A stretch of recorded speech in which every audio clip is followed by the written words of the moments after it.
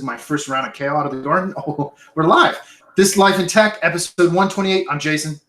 I'm TK. The infamous, Dan notorious. Dan is back. A lot of travel, NBA stuff going on. I'm only waiting for one more grade from the previous semester. I kicked supply chain's ass, which was great. I thought I failed that class. I was like, oh, this is so. What that really means is everything is on a curve. That just means I did better than all the other people that sucked. Hey, listen, man. When there's a horde of zombies chasing you, you ain't got to be the fastest. You just can't be the slowest. Be the slowest, right? Yep. Yeah. I don't have to be the fastest. I just have to be faster than one or two other guys. That's right. That's my life metaphor for running my whole adult life. Is I don't have to be the fastest. I just don't have to be the slowest. Well, I was just going to say that's a good segue. I've been running like 3-4 times a week, and it kind of sunk into me that, going fast is probably going to get me hurt. What I need to do is find a pace that I can run at somewhat comfortably, but still working, where I feel like I can just run as long as I want to. Right, the diesel motor theory, right? I can go the same RPMs whether I got 100 pounds on my back or nothing, and I'm still going to run the same speed. Yeah. Oh man. So we were talking to the pre-show a little bit about gardening, and I got a little upset. So a little. I mean, the veins started popping. Well, I got a little dejected because we took our first harvest of kale, and I don't know if you know this, but I'm a huge kale fan. I love kale, and man, is it tasty, dude. Just wash it in the sink, put it in the salad bowl, put some stuff on it, good to go. It was super good. And it's the nice kale, not like the really bitter, charred type kale. This is like a sweet kale, so it's a little more like lettuce leaf, so it's soft and whatever. Super good, man. So anyway, tomatoes. What a pain in the ass, man. So we got tomatoes in the ground. They're doing fine. But we got tomatoes in the vertical system. And when you put vine-based plants in the vertical system, because they're going to topple over once they get tall enough, you're supposed to, come to find out, help train them when they're small seedlings so that they bend over the edge of the vertical system, right? One of us, not me, was over there yesterday and like snapped it off, man. And it's like half the plant. Gone. So I stuck it in some growing solution here. Maybe I can get it to root. But man, that was a big tomato plant, dude. I was kind of sad. And do you have a race coming up? A race coming up? I was wondering if maybe it was psychological warfare. She was going to try. She's killing your tomatoes, and then she hasn't been running, man. Her ankle's still messed up. Oh. I mean, she can do stuff, but she can't run on it yet. No, we'll have to probably wait until fall for her to get trained up to run a 5K again. That wouldn't be fair, man. I'm too far ahead. Eventually, I'm going to get this thing where I need it to be. Yeah, we're waiting on you, man. It's all right. I got it. I don't have hardly anything here yet, so it's kind of funny. Too bad none of us are technologists. I know. If only there was something that could help us out with that. Well, I got the hard thing with all of this stuff is that can only get orders in on certain days if the packages are big. Otherwise, they turn them away. Oh, because you're your new place. Yeah. Oh, gotcha, man. So that's fine. Whatever. Have you been in the city at all yet? No, not yet. Soon, but I did drive the beast from Indiana out here, which was fun. What beast? So I chose the C43 Mercedes, and saved a little bit on taxes buying it in Indiana. A little bit. But for the first 2 years I lived in California, I still registered my car and had my insurance based in Ohio. Hey, I have a residence in Indiana, and that's where I plan on maintaining a residence. I did too. I technically still lived with my parents. Yeah. I mean, I was still like 21, man. I mean, in their basement drinking Yoo-hoo. Yeah. Speaking of parents' basement, I've never really thought about this before. Think about how crazy this is. This is a little. From time to time, this pops into my mind. Like, I wonder what my mom was thinking, because it was really my mom that ran the house. And so I smoked. Could not smoke inside, man. Forbidden. No questions asked. But my mom would let me sit down in the essentially boiler room because it had where the furnace was, but it was kind of like a semi-bare earth wall, that part of the basement. And she'd let me smoke a tobacco pipe down there. Like, like that made a difference. And, you know, it didn't smell as off-putting. You probably did some fruit-based thing and it had a little bit better smell to it. It's more you know, gentlemanly to have a pipe. You know, Sherlock Holmes smoked a pipe. That's pretty much what it was. So this is how nerdy I was, man. I'd come home on a Friday night sometimes from undergrad, and I'd sit down in that basement all Friday night by myself, smoking a pipe. And I had a Game Boy, and I had Chess Master 2000. And I'd play chess all fucking night, smoking a tobacco pipe, man. I don't know how we did that. I was at a like one of the home goods stores yesterday, and as we were walking out, I noticed that they had a candle there. You know, they label all the candles and what they smell like. One of them was Last Call, and I could only imagine it smelled like vomit, bad, you know, cheap beer and bad decisions. Like, I don't know, whatever that smells like, that was the smell it had. Whatever it is, it's stale. Well, so there's a game that they play with the Jelly Belly jelly beans. And so you have two of the jelly beans that they each look identical. So one might be strawberry banana and the other one is like, you know, baby vomit. And so as you're playing this game, you have to wind up picking one. You don't know which one that you have to eat. So I can only, thankfully I never played the game. I'm like, I'm not playing the game. There's no way I'm eating something that has names like that. So I just gave one to my 13-year-old Bryce and just said, hey, well, evidently he picked the baby vomit one, and the look was priceless. I'm like, good, now I know which one to eat. Yuck. If it was the strawberry banana one, I'd have thrown the other one out. I'm like, I'm not eating it. Right, because they're not. If I remember right, they're not colored the same, like from instance to instance, right? So they're just randomized. Right, but you at least when you're getting it, it's in the package. It's one of these is good, one of them's bad. Yeah, but it's not like always the purple polka dot one. Right. There's so there's for the game there's 150 are yuck and the other 50 are good. I'm like, I'm never playing this stupid game. No way. I'm not about to eat something like that. But I'll eat the jelly beans.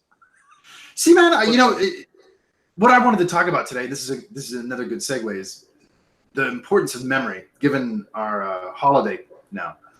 And so let me tell you what started me thinking about this, because I've been trying to think of topics for us, and I'll try to do a better job of communicating before we show up so we can plan ahead a little bit maybe.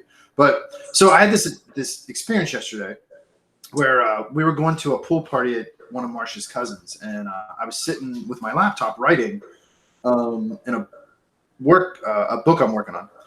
And I had like this admittedly stellar thought, man. It was like so crystal clear of an articulation. It was like perfect for what I was working on. And as I turn around to type it, Marcia comes in and says, hey, what do you think about this bathing suit? And being the little reptile brain functioning adult that I am, I turned around instead of typing the sentence down, right? And the sentence is gone. I can't think of it anymore. It's gone. Gone. Right? And so I started thinking, like, man, how crazy is that in the moment I realized how important what I thought of was to what I was thinking about. Not in the universe sense, but just in the scope of what I was working on. And it's gone forever, man. Back to the ether it went. And so I started thinking about like the importance of memory and storytelling and like sharing these little anecdotes like we are. And like, I wish I would have said, hey, Google, take this note or something. You know what I mean? Rather than trying to take the time to articulate it into a written form, which is slow. I don't know. Sorry, I can't help with that yet. That's awesome. Well, there's an interesting thing. So when I had moved to Indiana, I started recording me telling a story for Natalie. Mm-hmm. So I've got, a couple hundred videos of me reading her a book. And so I would send them. So when I couldn't talk to her, I would send another story. So, and I'll just keep doing that. And then eventually, I'll have 1,000 or whatever, but she'll be able to keep those forever for her kids, grandkids, so on. So I did that mainly because I was going to have to be away, and this is at least, especially when she was younger, she just always felt that I was reading them live. Now, Yeah, sure. now she just does it when she's misses me and can't get a hold of me or something like that. But they were fun to do. That's for sure. Well, when you talk about memory, I mean, just you look at police, like law enforcement, right? Something happens on the street, and they want to go get eyewitnesses. Right? If you get 10 eyewitnesses, you're going to get 12 different stories, right? Because somebody's partially nuts and they got 2 or 3 personalities going. If you ask them the same thing twice, they're going to tell you a different story, right? And it's because in a large version, we see what we want to see, right? And I know, like from a military perspective, sending small groups of people or individuals out to go, ahead, like the reconnaissance guys and things like that, to send them out and to watch and observe and then accurately report is a learned skill, because your mind wants to tell you to do things and stuff like that, right? And we're not even talking about people that fall asleep on watch or things like that, just do the bad things. I'm like, just what people see and learning how to, what we used to call ground truth, right? And we used to talking about your running, we'd go running around, as part of, physical fitness. And along the way, somebody would have a car on the side of the road and they'd have the trunk open and you'd walk up and there would be 5 or 6 items, varying items, things that were totally incongruous with each other, a spatula, a piece of a gun, things like, it's totally out of thing. And they uncover it for 10 seconds, they cover it back up, and you have to finish the whole event, right? So it might take an hour to finish that whole event. At the end of it, you had to write down what you saw in the back of that trunk 20, 30, 40 minutes ago. And Right. you didn't know exactly what something was, you just had to describe it. Like if you couldn't say, hey, that was it was a certain car part, right? And then accurately describe it. I saw a metal object that looked like such and such, and it was to teach people how to give ground truth, right? And that, especially in a day where everything's videoed and we've, I think that's becoming more of a lost art. Well, I think the dangerous part, like you were describing, is that people are unaware how there's like this middleware in between cognition and memory, and based on your daily biases, right? Let alone your permanent personality ones, right? Right. Completely colors what you see. So, like you're describing, it's one thing to say, okay, there was a receiving bolt of a rifle, but it's another thing to say it was this shape, this size, positioned this way, it was this color, whatever, right? Right. And that's hard. That's really hard. Right. Well, you look at toddlers, like, and even young children. For the longest time, when young kids come home from school and they're trying to describe new friends, they're like, he was the kid with the curly hair, like the really curly hair.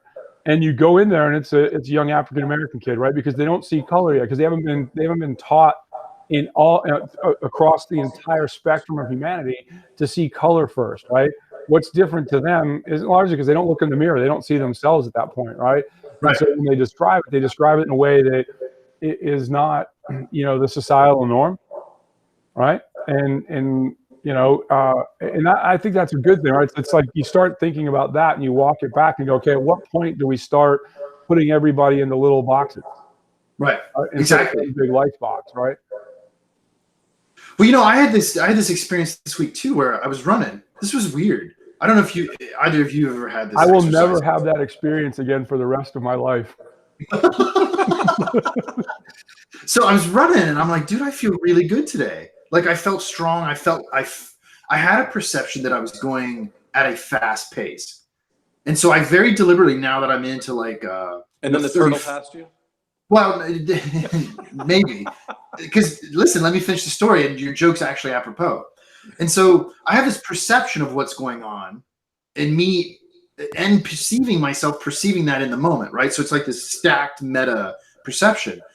And so because now I'm running for like 30, 40 minutes as an interval itself, instead of chopping it up, I don't look at anything. And I don't have anything like to give me pace or time. I just whatever, right? Okay. So I get done and I look at it and I'm like, holy shit, man, this is like the slowest run I've done in 6 months. If you just look at the data, it's the slowest run I've done in 6 months. And I started thinking about, man, how bizarre is that? That in the moment, I felt like it was at least in the top 3, if not the fastest one I've had, But when I looked at the actual data, and the technology is not lying, right? The sensors I have are fairly accurate. It's like one of the slowest ones I've ever done. It's kind of bizarre how your mind will twist things, right? I don't think that was your mind. I think at a certain point you get an endorphin release, which is going to make you feel really euphoric, like you're moving along. Mm-hmm. But I mean, I know, even though when the heart rate monitor craze first started in the 90s, they were like, hey, you've got to maintain in this heart range to like effectively burn fat and things. And those fat burning things, it felt like it was a glorified walk, right? But it would still release the endorphins and your body would start to do what it's supposed to do. So I think sometimes, in my case, when you do something you just desperately don't want to do, like run, if you're out there doing it, all of a sudden you start to feel a little good. You're like, oh, hey, this is okay. I'm going to stay out there. And it's probably going to be dirt slow. Yeah. Well, that's a really interesting point. I hadn't considered that. Well, and not just that. That could have been your optimal pace to where everything for your body is just right with the universe, so to speak. Right? You were talking about, it was either right beforehand or early on that you're not looking to try to run the fastest because you're going to get hurt. But that could have been your optimal pace for what you need right now, and then maybe later. That will change over time, but that could have been why, that euphoric feeling, or in golf, the one drive that keeps you coming back. That's the run that has you coming back and doing it again. Well, I think you both raised really interesting points. To me, what ultimately is of interest in this scenario is that I have the technology to capture all this information that then I can, let's say, cross-reference to my own subjective experience or perception of what happened. And I just find, I don't know about you guys, man, that shit fascinates the hell out of me. Well, here's another example, because I sent you guys this over Twitter, the video from the Giro d'Italia the other day, right? Where those two dudes, they're going up this 9% gradient. And by the way, so that was like a huge amount to give me an idea of the time frame. I think they're on like day 12 or 13 at this point of riding every day, probably at least 100 miles. Okay. And so they start at 9%, and that mountain they were going up ends for the last, I think, 10 kilometers at 14% gradient, which is massive. Right. And those two dudes just decided, hey, we feel good. This is the time to go. And they went and they just blew everybody up. Right. And I've talked about this before. So they have the same computers I do, where they're collecting all this data. And it's interesting, even as a fan, to go be able to look at that, kind of like sabermetrics for baseball, right? Right. Where you can look at the stats and analyze it, and you can make some interesting predictions off that. So let's put this in the frame of reference, right? I'm at a point now where I put out about 200 watts for an hour, and that's a good hard ride for me. Those dudes put out close to 500 for not an hour, for like 6 fucking hours. Right. When I was living in England, I really got into cycling as far as doing it and watching it. Really got into the Tour de France. It's right at the end of probably what I think to be the greatest cyclist in modern history, Miguel Indurain. He's a 6-time Tour de France winner. His resting heart rate was 28. Yeah. Right. And he would terrorize people on the hills. And it's one of the reasons, like in the major races, they have a jersey that's dedicated to show people who the king of the hills are. Like, it's that big a deal, right? Well, if you fast forward a little bit, so when Lance Armstrong really got into his groove and said, I'm not going to be a day racer anymore, right? Because that's what made him a world champion, was the day racing, and I'm going to compete for an entire race. The name of this little Italian dude escapes me, but one of the nice things about cycle racing is once you have it won, they're largely gentlemen. They'll get somebody else get a stage win and everything like that, because they're all in it together, and it's sponsorships and extra money and stuff like that. So he had basically taken off from not only from the peloton, but his own team, and he was basically, Lance Armstrong was putting his stamp on this. This is my Tour de France, and you can't have it. And he got near the top, and he was this little Italian dude, just the big stark thing in weight. Just that Lance Armstrong could just powerhouse up the side of this hill. He basically let him go by him and win that stage. He did the same thing the next year, and then over 3 or 4 races. And like after the last one, the guy took himself. Like, it just psychologically wore on him that he could not catch him, and the only way he could win a stage was to be granted a gift. It's amazing watching those guys. thing when I was in England in '94 when they opened the Channel Tunnel, and so they did 2 stages of there, and just how absolutely fast, even when they were slowing down to get food, right, and water, they're going. It's unbelievably amazing. It's one of the few sports that when it's on, I'll watch it. Yeah, one of the few. Yeah, at least it's not making a left-hand turn all the time. Well, I mean, I like velodrome too, man. But I got invited to some NASCAR races yesterday, man. I don't know how to deal with this yet. I bet you did. So watching car racing on TV and going to the race are 2 different things. Yeah. Right? Going to the race is a spectacle. I've been to Indy. I've been to the big racetracks and like that before. Yes, and I'm not a big NASCAR fan by any stretch of the imagination. And but going there is a completely different event. It's just like it's like going to the Super Bowl or anything else. It's a spectacle, and it's a people thing is more than it is the actual, 500 miles of this. Right. Well, what I told Marcia, her cousin, there's like a local track here somewhere. I don't know, man. That invited us, and I said, I bet it's worth going at least once, because I bet it's like my experience years and years and years ago, man. I decided to go to a big time WWF wrestling show, not because I was a huge fan of it, whatever, right? But I wanted to go experience what it was like to be in that crowd, and I bet this is going to be a lot like that, where like you're describing. I wouldn't ever watch it on TV because it just doesn't interest me. I don't have a problem. It just doesn't interest me. But I bet if you go there, it's so much more than just the cars going around this track. You know what I mean? No, it is. Like it's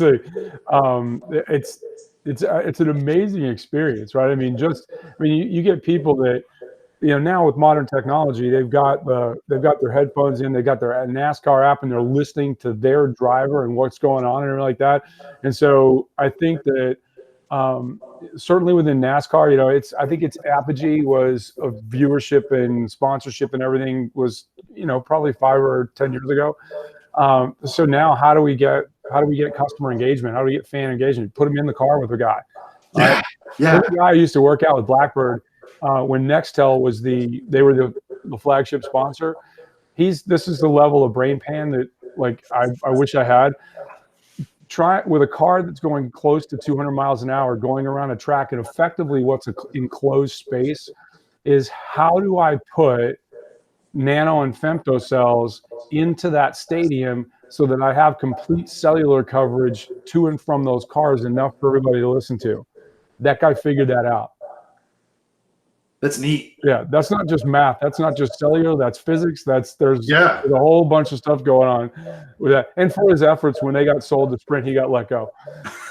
Typical. Hey, who's the smartest guy in the room? Let's have him get out of here. We don't need him anymore. Yeah. He's the guy that taught me, like in the early days of me getting into cellular. If you go out and look it up on the internet, it's this big daunting, thing. And he's the one that focused my attention and say, worry about these 10 things first, and then the rest of it you can pick up along the way. So now I'm off on a tangent. Do you guys know? We don't have tangents on this show. We just go where we go. It is one big tangent. Yeah. So I don't know, because I've never seen NASCAR. I mean, I've like seen it, but I've never watched it or talked to anybody about it. Can the drivers talk to each other when they're driving over the radio? Can talk to their team. They can talk to their team. That would make me watch if you could hear. I would be conversations going back into it. Well, because like in professional video games, particularly when you have what's called local chat, or proximity chat, anybody that's within a radius of your character in the game can hear you and you can talk, right? Dude, that makes for the best shit talking, and it's so glorious. It's so glorious, man. I would watch that if I, as a viewer, could just listen in. Oh my God, could you imagine if I could talk to the driver? Right. That'd be even better, but that'd probably be dangerous. But let me listen to the drivers talking to their teams and to each other. Ooh. Just think now, they've, the industry of stock car racing has tried to clean up their reputation from being a bunch of hillbillies out there, and largely they're professional drivers. I mean, they are professional athletes from start to finish, especially the pit crews, right?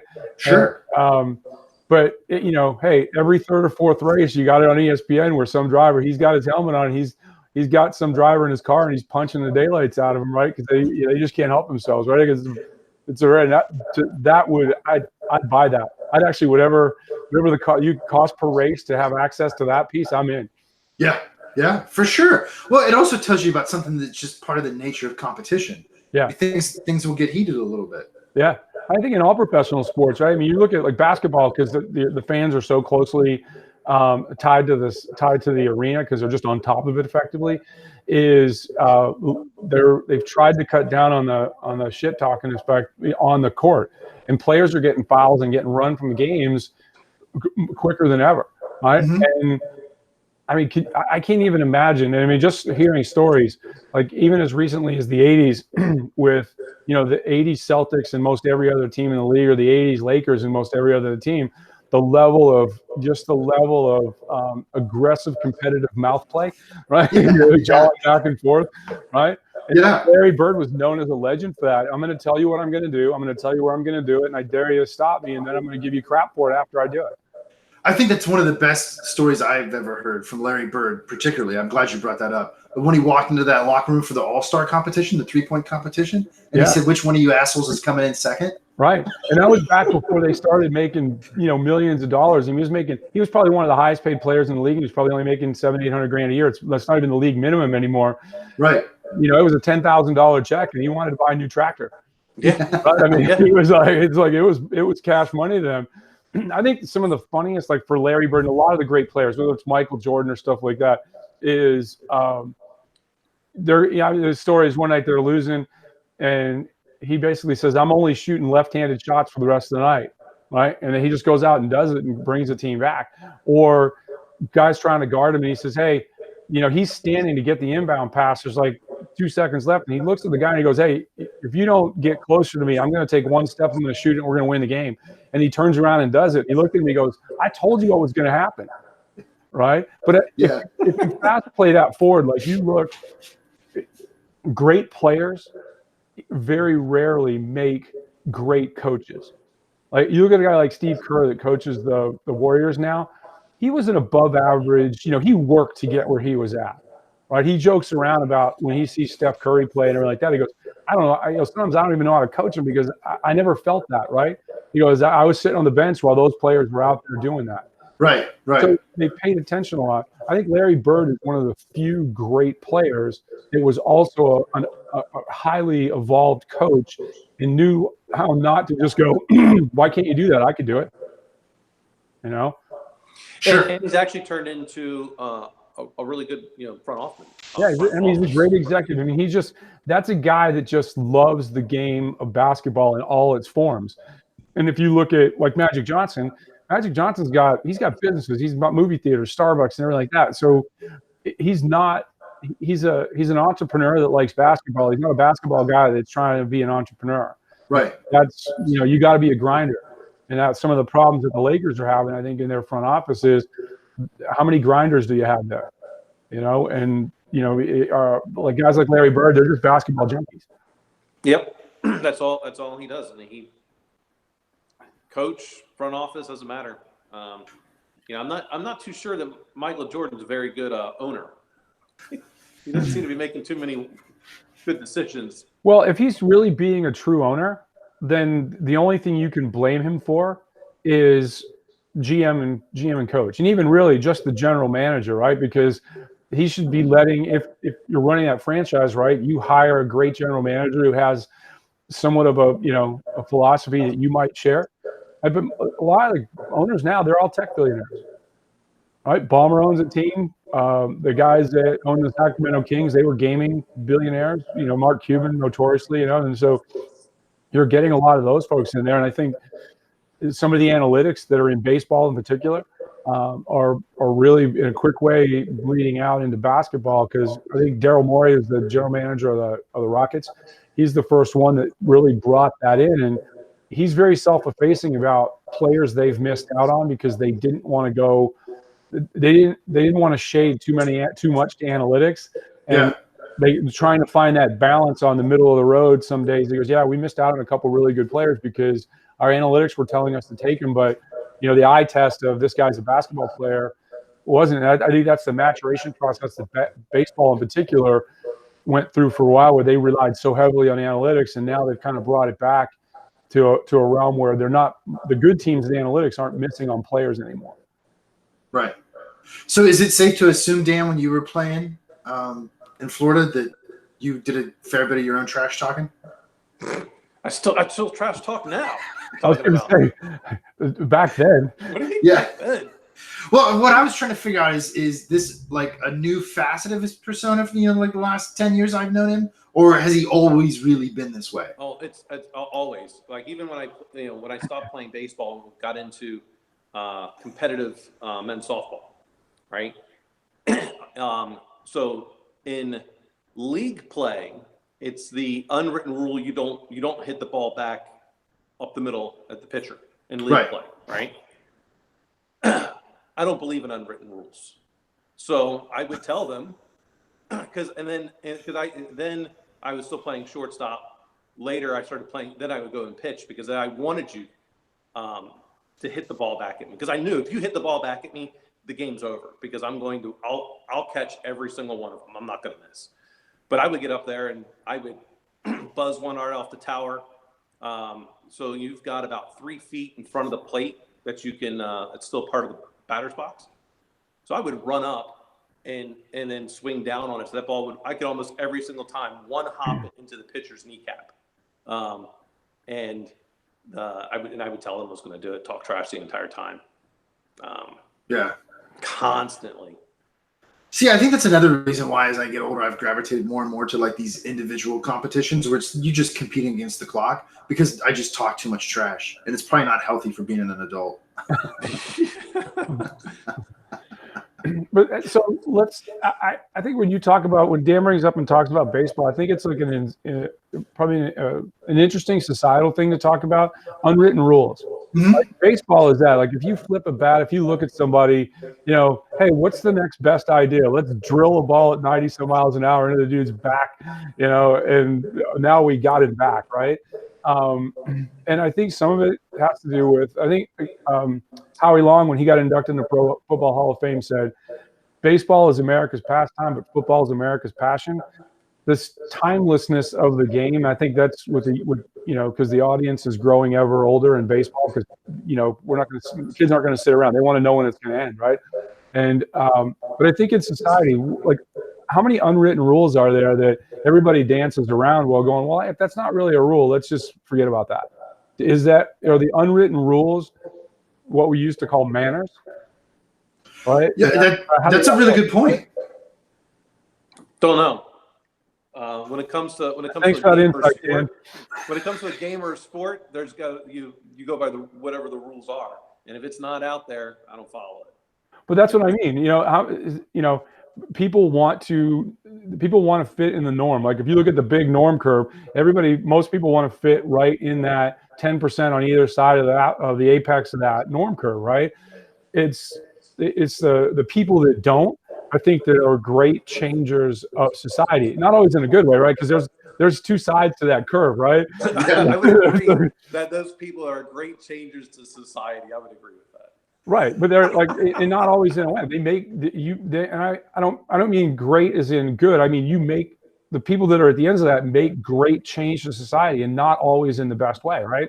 Right. And some people invent a cure for polio. Some people cause mass trauma, right? Yeah. And everything in between, right? And so is technology, our access to other people's thoughts, good and bad, and more important, our access to put our thoughts out there with little to no consequences, right? I mean, that's the whole thing of internet tough guy, right? If you were to say to me some of the things that get said on the internet, you get punched in the mouth, right? There's no fear of retribution anymore, and people can just keep running their yaps, because I don't know who you are. I mean, I'm pretty low key on the internet, so I don't attract that. But you see people that come out and have a real stand about anything, even if it's just John Q. Public, not somebody that's in the public eye. They can take heavies, and it's like, I want to go find that guy, right? Because you need to know how to behave yourself. No, I think you're onto something, man. And for me, where this gets codified a lot is with cycling. There's an enormous amount of unwritten protocol. Yeah. I mean, I didn't ride even like at a registered level, but I rode with people that were national champions and state champions, and there was a set of rules that you followed. And this is an interesting thing, though. I also rode with another club at the same time and ended up staying with them because they were a little less aggressive. And they had their own code, and some of the code was the same, but then some of the code was very different, even like this. And this actually matters. So with the more pro team I rode with, when you were in a pace line, the direction you peeled off to go to the back was, let's say, to the right. And you always went to the right. Going to the left was like a huge no-no. And there was punishment. If you did it, well, whatever, right? It wasn't good for anybody, and it was really dangerous. The other group did the opposite. They went to the left, and if you went to the right, it was really bad. And so how do you know that other than just either doing it or having something, maybe technology, to facilitate, hey, look, if we're going to have these unwritten rules, let's try to codify them, and then let's all standardize it in some way. Well, then And it's not unwritten. Yeah, it's not unwritten anymore. But I think that's how unwritten rules get maybe transcoded into manners, right? Right.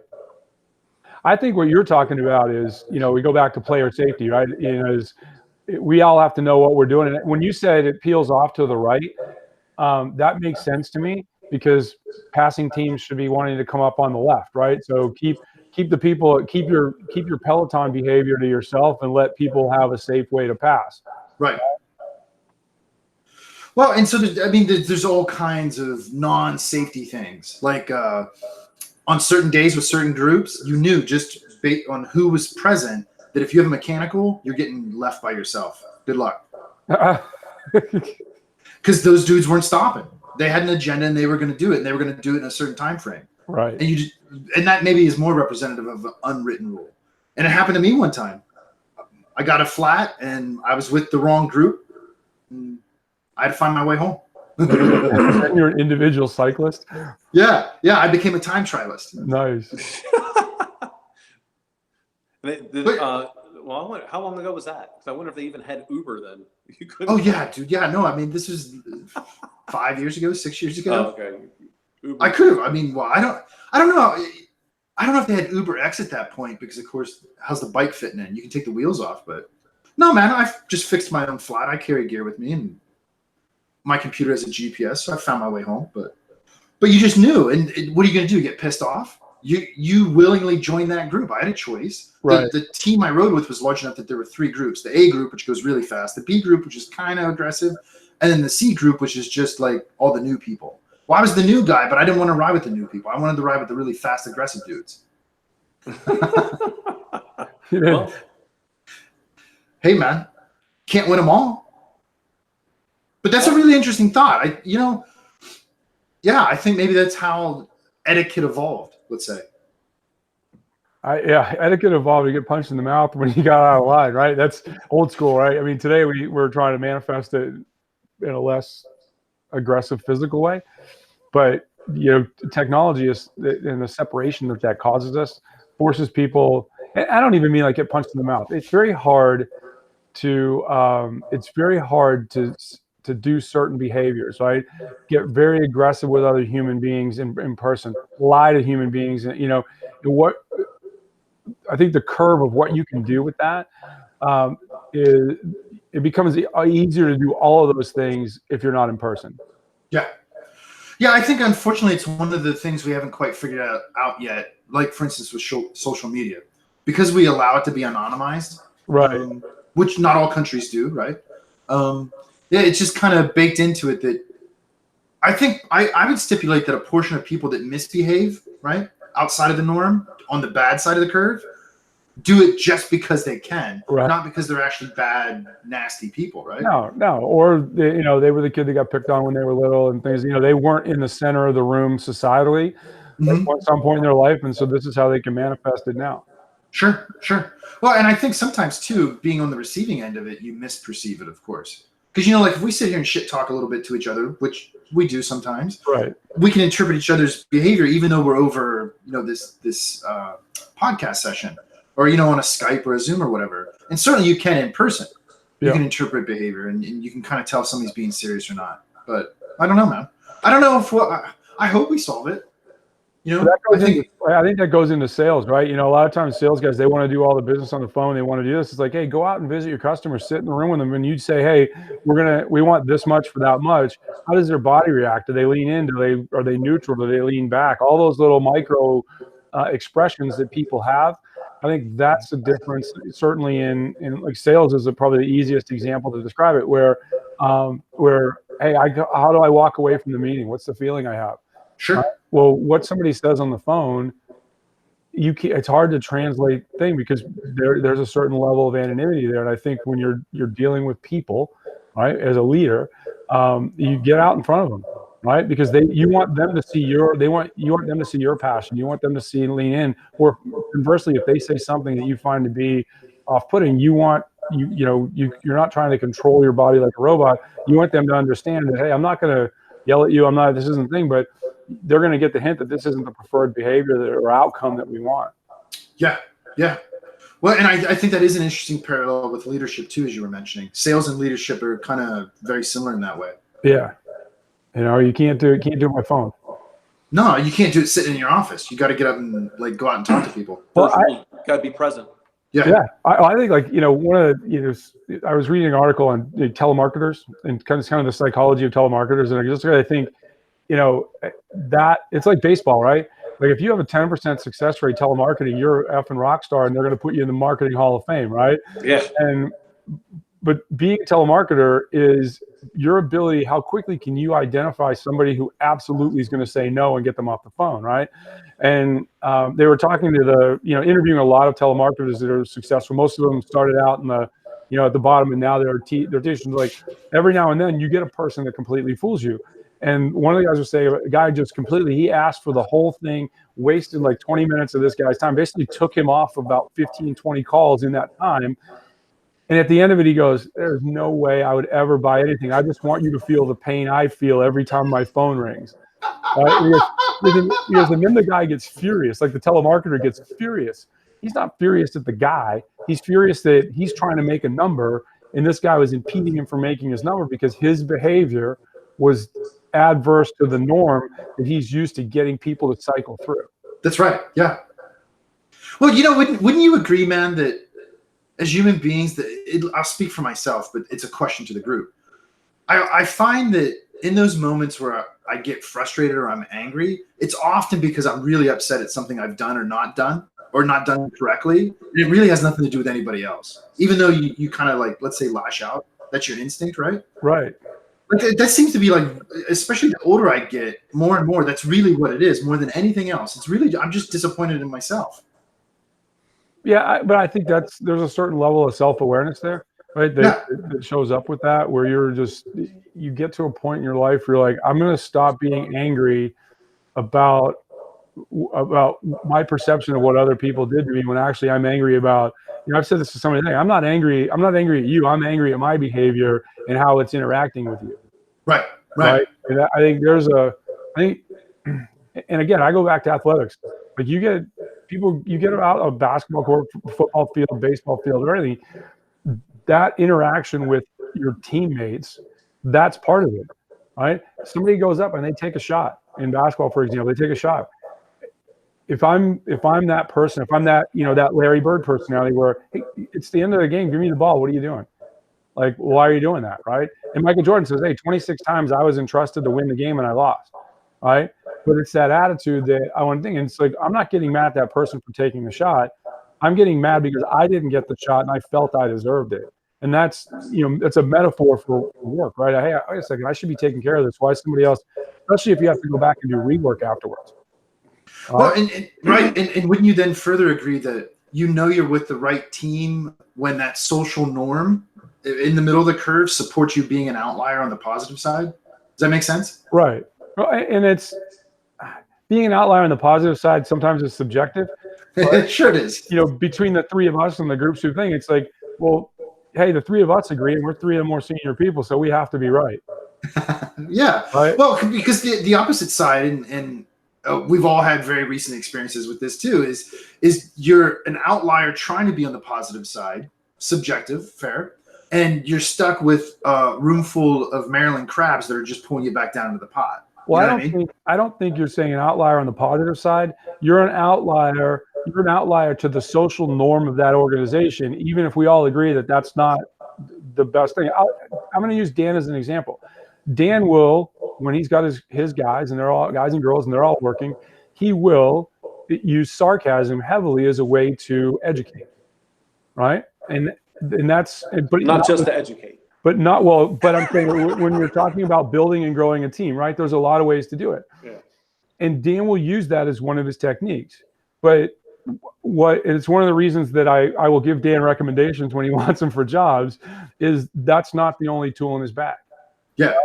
He can have empathy. He can have all those other things. And that's why what largely is considered to be something that's adverse is being highly sarcastic, or, hey, I didn't see that. I didn't know that was going to happen. Right. But because that's how you're going to move young people forward. And it's letting people fail fast in a controlled environment. Yeah. And they expect and I think it's like you set them up and you knock them down. They expect sarcasm. They expect Dad to come in and be the jokester. And every now and again he comes in and goes, no, that's not. So think about this in the big picture and grow that. Right. And it's, I will not work on production servers as a super user. Yeah. I will not work on the production servers as a super user. I will not work on the production servers as a super user. Right. And it's that, but it's okay. There's a time to joke about that. And there's a time to go, this is what you could have really done.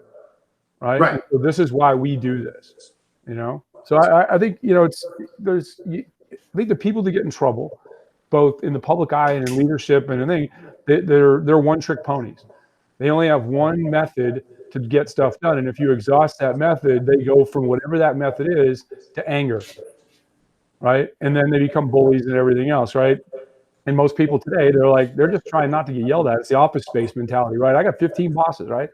I just try not to get hassled. Yeah, just don't become the focus of that spotlight of attention. Yeah. And I've always noticed that those people that wind up, in order to get people to do what they want, they have to rely, and the result is they wind up yelling at them. That's a short-term fix, and yet your long-term is going to suck, because how are you then going to get, whenever someone, when they mess up, they already feel bad. Right. I mean, they should. If they don't feel bad when they mess up, then they're gone. They're a psychopath. Right. So I'm going, all right, you slightly, reprimand them, but then how quickly can you get them back to performing where you need them to perform? I mean, how are you going to give them those easy wins to build back up their self-esteem so they can be productive? When you yell at them, I don't know what the statistics are, but it's 10 times worse. Takes 10 times the amount of time to get them back productive, because they're scared to do anything, right? Because they don't want to be yelled at again. Well, there's disapproval and there's disappointment. Disapproval, you can yell at somebody and it'll work for a minute, but and we've all said this, right? I expect a lot out of you, right? But I don't expect you to be perfect. So I know you weren't trying to do this maliciously or anything, but let's think about the consequences of your actions and let's get back at it, right? And a lot of times it's a small fix. It's like, SU do is a great saver in the computer world, right? And we do that for a reason, right? And the person we were talking about, I said, hey, I know the top 5 Linux people on planet Earth, and not one of them functions as a super user on production servers, and you're not one of them. Yeah. Right? But and I still joke with that person now every time we text back and forth or anything like that, right? Because there's a right way and a wrong way to take care of it. It's show you how to do it, show you how to think, and then go back and remediate. Starting off with you're effed up and everything like that, and then asking them to fix it, you're already putting them in a bad position. The funny part about that, this particular person that you're referring to, was their next. I think what you would want to tell me, like, you're not going to tell Dan, are you? Right. Right. But Dan took I had texted you and I said, hey, this is what happened, right? Because it's his department, right? Ultimately, I was responsible for it, but it's your department, and you've got, this is what you need to know, and you walked in, you handled it the right way. Right? You said, hey, get like Bart Simpson, write that on the board like 150 times, right? But what you knew is what I knew is from the time I stopped talking and walked away from that individual till the next morning, they had beat themselves up about it more than we ever could have, because they're competent, they're aggressive, they want to be successful, and they don't want to make mistakes, right? And letting people stew in their own hatred for a while is sometimes a very good motivator that they're going to come back and be better, and you don't have to get after them. Well, yeah, because it in effect helps them generate their own self motivation, right? Right. Yeah. And that's what you want. You know, they already, you know, thankfully in that particular scenario, you know, nothing bad happened. But could have. Could have been true. really bad. No, it could have been catastrophic in the middle of the night. Like, hey, where'd our network go? Right, the whole thing. Like, it's entirety like, I had a network waiting. You know, Yeah. kind of thing. Yeah. But no, but again, it's the value of, you know, moving fast, making, you know, we always say, you know, move fast, break things, right? We could have really broken something that night. You know, and I think in a larger picture, it was just fortuitous that I was in the office at 8 o'clock at night when somebody said, excuse me, can you help me fix this, right? And well, let's go down there, let's take a look, right? And you know, she learned about the problem they had and how it was her individual problem. Like, I want to move something from A to B, and then let's go how to do it across multiple servers and multiple domains. And then, by the way, don't ever do what you're doing now, because that's the scariest thing imaginable to be. All right. Well, you know, when you guys agree, testing teaches you bad habits, because everything in Cali is done as root. Yeah, yeah, exactly. Well, I mean, wouldn't you guys agree that if this life in tech were easy, we wouldn't even probably be having this podcast, right? No, I mean, right. Life is fraught with way more opportunity for mistake than success, and it's the fortitude and the self-guidance and the mentorship, right, from those around you to teach you how to navigate these things and at least recover fast. Right. Yeah. And I mean, I think it's the more senior you get, the older your learning curve is nuanced at that point, because nobody's trying to teach you anything. It's some of it, you're in the room, like Dan, you're in the room at the executive team meetings now, and you're seeing things that, you know, like I'm seeing some behavior, or I've been told something now that I didn't know. And it's about broadening your horizons, right? If I'm really good at the tech piece, but I'm not so good at the financial piece, guess what? When the CFO and the CEO are talking about the financial piece, I'm really paying attention, because with senior folks, especially like when they go for job interviews, I get called all the time, and they're like, what's the one thing they need improvement at? And I'm like, that's a silly question for a C-level executive, because as a C-level executive, you're there to mitigate your flaws through education and observation. Right? That I'm sitting in the room and I go, okay, I know I'm not the smartest guy in the room at this, so I'm going to defer to other people, even though they might work for me, right? Because it's about team building, and I'm going to take their advice for as long as I have to, probably not unquestioned, but with a lot greater credence, until I bring my own education level up, and we can start to have that better discussion. And I think that's the key, like, to grow as a leader. Whereas there's so many things you don't know when you get out of college, and that's, you know, that base level job, that entry level job is so important to get off on the right foot, to create a habit of learning and growth, not just technically or, you know, whatever your job is, but also to start growing and having a good amount of emotional intelligence to be able to walk into the room and not lose your mind every time you don't get your way. Right. Because that's a bad leadership thing. It's like people, like, you know, we've all been there where people are stomping on the table because it's their way or the highway. And it's like, okay, that's you know, life and limb's not at stake. So anything else is up for discussion. Right. Well said. It's very true. And that's when you can see the difference between a manager and a leader. Right. I still love that meme where they got managers in the chariot and everybody's pulling it, and then the leader's out pulling the chariot with everybody else. It's, you know, it's like any other question. Yeah, right. It's pretty poignant. But I think that, you know, some of that where I think kind of on the management curve we fall, and it's one of the gifts I got from doing what I did for 20 years in the military is people understanding where you fall and how every piece fits together, right? There was an old Vietnam vet guy, and we were talking about his officer in charge, his OIC, and he goes, he was really good at making decisions, and that was his job. My job was carrying the machine gun. This guy's job was carrying the radio. His job was to do one thing, and it was to make decisions, right? But really, if I would peel back that onion, what I would have found out was that before they went out to work, everybody sat in a room and they had equal say for a certain period of time over how they're going to work, right? In this case, the consequences can be grave. And I had a boss who said, like, hey, every one of us has an equal opportunity to die. So at least for the near-term future, we're going to have an equal opportunity to discuss how we're going to do this. And that's when I think you have real success as a leader. Is you have to understand, I'm not coming down off the mountain to issue orders. I want to sit in the middle of the room. It's like, once, whatever it takes, hey, we're kicking off this new project. I think when you look at agile development and some of the other things, that's what, like, getting the scrum together and thing is like getting everybody in the room to get agreements, so that 3 days later, that project manager is like, hey, you just said this was what you wanted to do 2 days ago, and you were not only that you were wanting to do it, but you were capable of doing it, which is more important sometimes than wanting to do it. You were capable of doing it, and now you're taking us down a road, right? Because that reduces the effectiveness of that code sprint, for example. Does that make sense?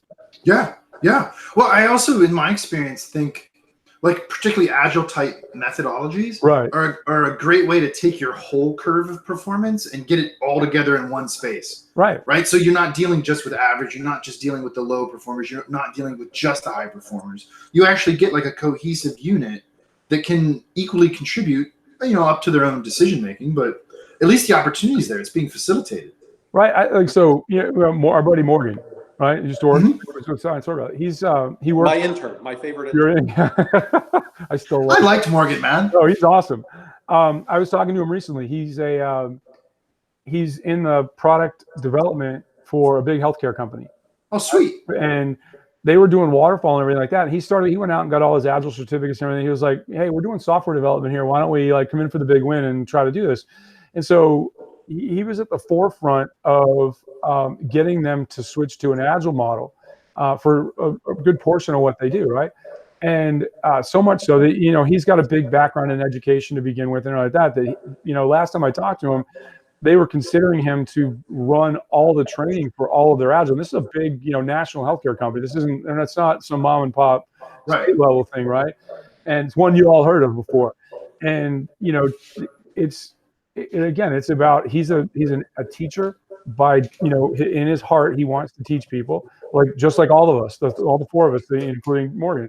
And I think that when people realize that you're invested in them, and that's what being a good educator is about, that you're going to move the bus a lot faster. And I'm very happy and hopeful for him, not only for him, but for that organization, that all the agilists that they have are, they're going to be much better off because he's in the center of the room driving the discussion.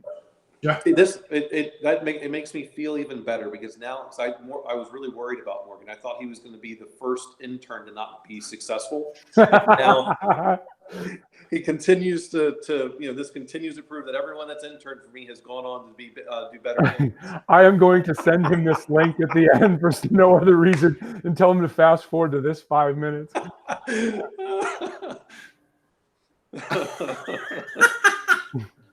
Poor Morgan. I liked that guy, man. I had some great conversations with him at Silent Circle. For the benefit of the people that might watch this, he was not an intern. He was actually a director at the company. So, just to round out the joke. I have him listed in my phone still as Morgan the intern.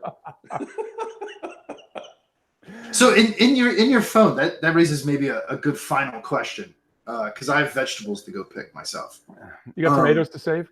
Yeah, man. Tomatoes to save, kale to eat. I got to check on my potatoes. They're getting close. Anyway, so Dan, in your contacts, for the majority of people, do you put little notes in there like the intern?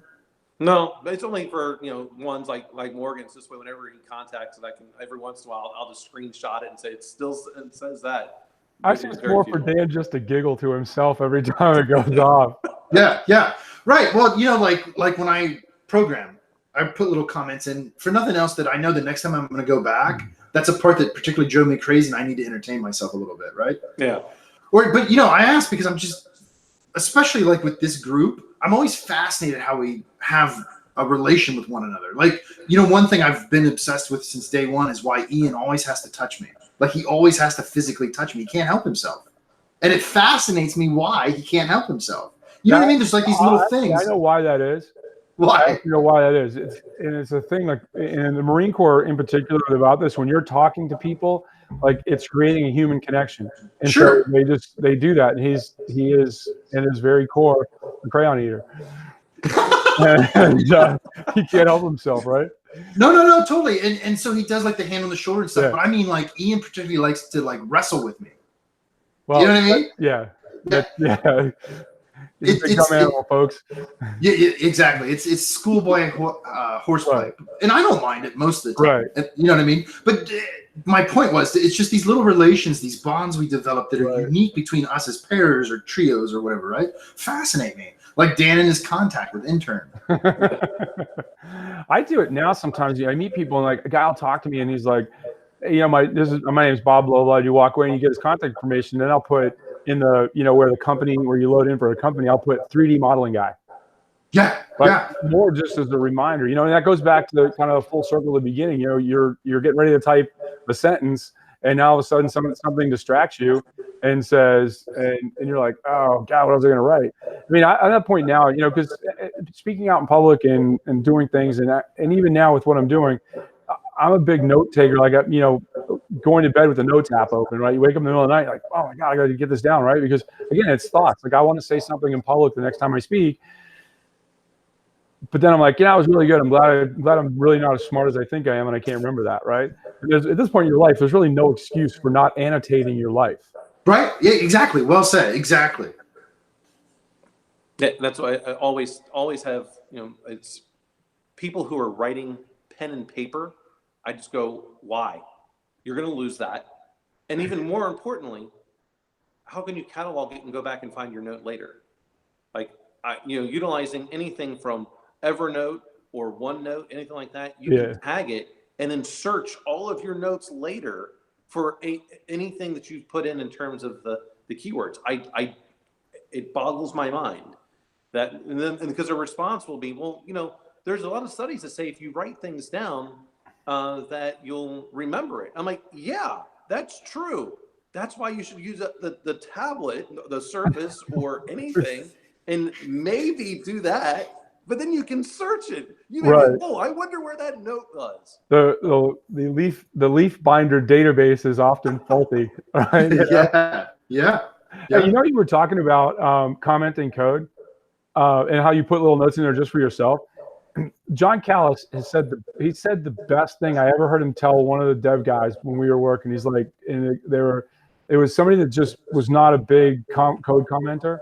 And he's like, hey, if you don't comment that code correctly, you're doomed to, that's the only thing you're going to do for the rest of your life, because nobody's going to want to let you do anything else because nobody will know how it works. Yeah. So if you want to grow in your career and your life, you have to properly annotate that. And I think that's a huge metaphor for life, right? It's why people write books. Right? So people I think it's like, I need to properly annotate my life. Right? Well, it's interesting because you can look at it two different ways. And I think over the course of my life so far, I've looked at it these two ways, and I'll explain. So you can look at annotation as a way to capture you as you are now. So relative to the future, your past, right? And then there's a different take on it, which is more and more the philosophy I've been adopting, which is I'm annotating so that I can communicate to my future self. Right. You know what I mean? And it's not based on an idea of what the present past is, but more of, hey, future me, this is something you ought to consider at that future date when you get back to this point. We're not as smart as we think we are. So we took a note today. Yeah. The current me is going to forget what future me was supposed to be doing right then. Right. And I'll walk out of the house. Why am I at Home Depot? Right. That kind of thing. Oh, fuck yeah. Well, dude, that's because you're 100. I'm not 100 yet. And when you get to that age, you forget things. So I do. Yeah. Oh man, This Life in Tech, episode 128 is in the books. Yeah, man. All right, my friends. Have a good week. Yep. Take care. Be safe, everybody. Yep. Cheers. Bye.